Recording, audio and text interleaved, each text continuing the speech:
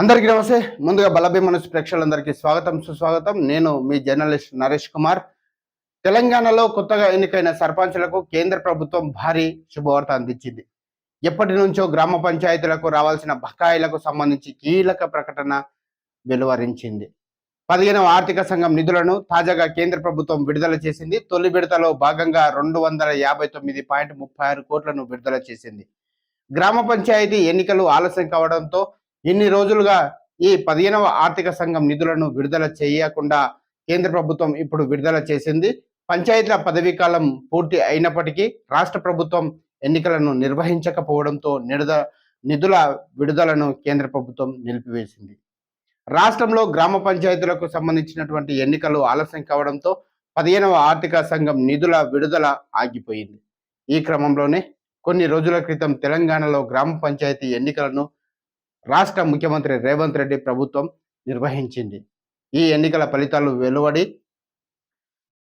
గ్రామాల్లో కొత్త పాలక వర్గాలు ఏర్పాటు అయ్యాయి. అయితే కొత్తగా ఎన్నికైన సర్పంచులు ఎన్నికల ప్రచారంలో ఇచ్చిన హామీలు నెరవేర్చుదామంటే ఖజానా ఖాళీగా ఉండటంతో తీవ్ర అసంతృప్తికి గురయ్యారు. ఈ నేపథ్యంలోనే తాజాగా తొలి విడత నిధులు రిలీజ్ కావడంతో భారీ ఊరాట కలిగింది. పంచాయతీ ఎన్నికలు పూర్తి కావడం, రాష్ట్ర పంచాయతీరాజ్ శాఖ అధికారులు కేంద్ర ప్రభుత్వంతో సంప్రదింపులు చేయడంతో ఈ నిధులను విడుదల చేసింది. అయితే 15వ ఆర్థిక సంఘం నిధుల కింద కేంద్ర ప్రభుత్వం మొత్తం 3,000 కోట్ల వరకు తెలంగాణకు ఇవ్వాల్సి ఉండగా మొదటి విడతలో భాగంగా ఈ 259.36 కోట్లను విడుదల చేసింది.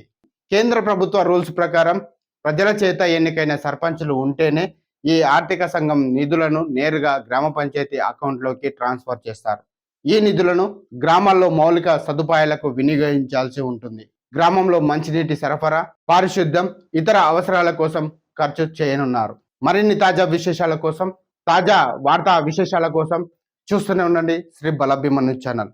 మా ఛానల్ సబ్స్క్రైబ్ చేయనట్లయితే వెంటనే మా ఛానల్ సబ్స్క్రైబ్ చేయండి, లైక్ చేయండి.